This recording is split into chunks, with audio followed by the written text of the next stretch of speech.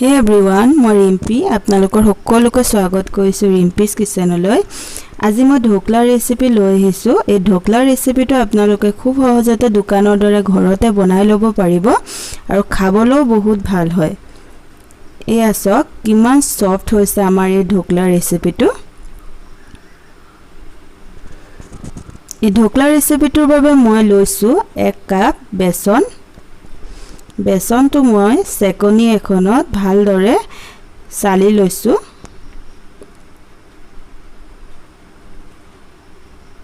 যাতে আমাৰ বেসনত কোনো লাম্পছ নাথাকে।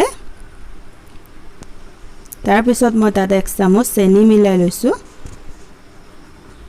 নিমখ দি লৈছো পৰিমাণ হিচাপত।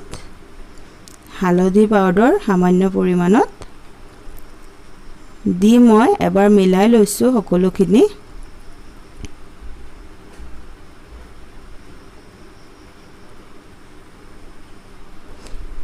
তাৰ পিছত তাত মই 1 চামুচ নেমুৰ ৰস দি লৈছো।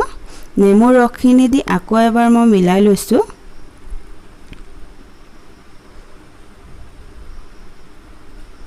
এতিয়া মই তাত অলপ অলপকে পানী মিলাই এটা স্মুথ বেটাৰ বনাই লম। পানীটো একেবাৰে দি নিদিব, পানীটো অলপ অলপকে দি ল'ব।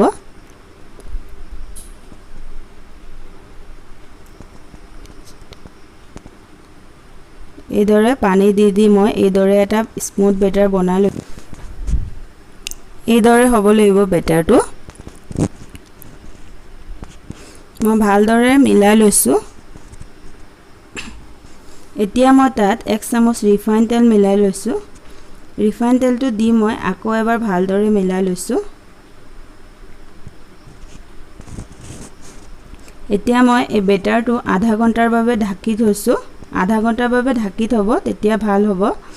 তাৰ পিছত মই গেছত কুকাৰ এখন বহুৱাই লৈছো য'ত মই ঢোকলাটো বনাম।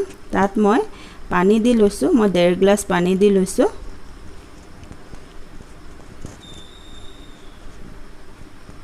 পানীখিনিত মই এইদৰে এটা ষ্টিলৰ ষ্টেণ্ড এটা বহুৱাই লৈছো। বহাই মই এইদৰে কুকাৰৰ হুইচেলটো আৰু ৰাবাৰটো অতৰাই ওপৰৰ পৰা ঢাকি মই 10 মিনিটৰ বাবে থৈ দিছো। এতিয়া মই কেকৰ বাটি এটা লৈ লৈছো য'ত আমি নৰমালি কেক বনাও, কেক টিনত। তাত মই ৰিফাইন তেল লগাই লৈছো। ৰিফাইন তেল লগাই মই তাত এটা বাটাৰ পেপাৰ দি লৈছো। বাটাৰ পেপাৰটো অপচনেল, নিদিলেও হ'ব।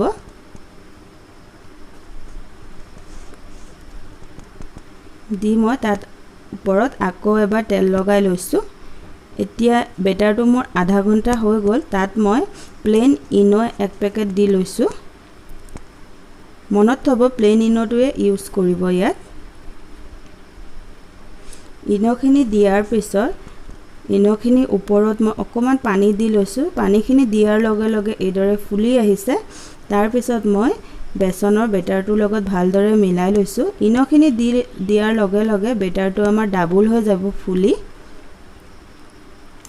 এতিয়া মই কেক টিনটোত এই বেটাৰটো ঢালি লৈছো।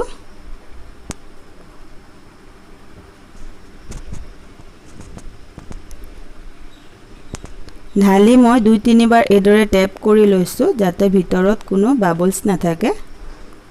এয়া মই কুকাৰত বহুৱাই লৈছো বাটিটো 10 মিনিট পিছত। বহাই মই 20 মিনিটৰ বাবে এটো ঢাকি দিছো। 20 মিনিট হৈ গ'ল। মই এবাৰ চেক কৰি লৈছো আমাৰ ঢোকলাটো হৈছে নে নাই। এয়া চাওক চাকুখন পুৰা ক্লিন আহিছে, তাৰ মানে মোৰ ঢোকলাটো পাৰফেক্ট হৈ গ'ল। এতিয়া মই ঢোকলাটো নমাই ঠাণ্ডা হ'বলৈ থৈ দিছো 10 মিনিটৰ বাবে। এখন মই পেন বহুৱাই লৈছো। তাত মই সামান্য পৰিমাণৰ ৰিফাইন দি লৈছো। ৰিফাইনখিনি ভালদৰে গৰম কৰি লৈছো মই। গৰম হোৱাৰ পিছত তাত মই তৰকাৰ বাবে কুলা সৰিয়হ দি লৈছো। সৰিয়হখিনি যেতিয়া মোৰ ভালদৰে ক্ৰেকল আহি গ'ল, তাত মই কাৰি পাত্তা দি লৈছো। কাৰি পাত্তাখিনি দিয়াৰ পিছত তাত মই কেঁচা জলকীয়া দি লৈছো 5-6টা। দি এবাৰ ভালদৰে মিলাই লৈছো।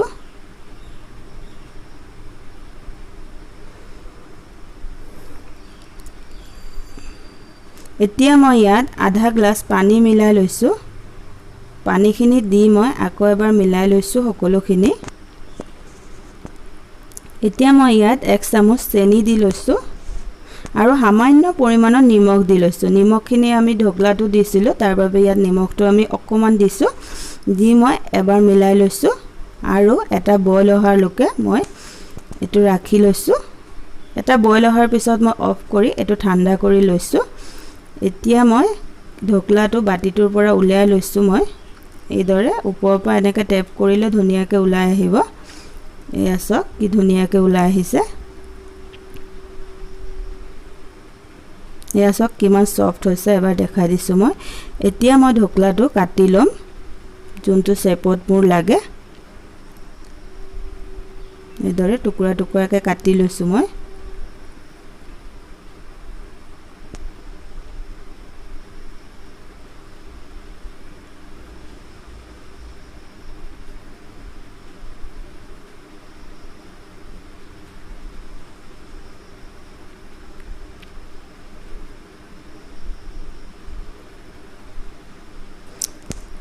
এয়া চাওক আপোনালোকে মোৰ ঢকলাটো কিমান সফ্ট হৈছে দেখিছে। এতিয়া মই ঢকলাৰ ওপৰত যিটো মই তৰকা বনাই লৈছিলোঁ সেইটো মই দি ল'ম।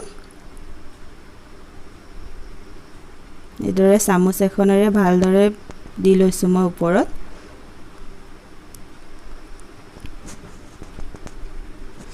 দেখিছে কিমান সহজতে এই ঢকলা ৰেচিপিটো ঘৰতে বনাই লৈছোঁ আৰু এই ঢকলা ৰেচিপিটো খাবলৈও কোনো গুণে দোকানতকৈ কম নহয়। আপুনি এবাৰ বনাই চাব। আপোনালোকৰ মোৰ ৰেচিপিটো ভাল লাগিলে প্লিজ চেনেলটো ছাবস্ক্ৰাইব কৰিব, লাইক কৰিব, শ্বেয়াৰ কৰিব।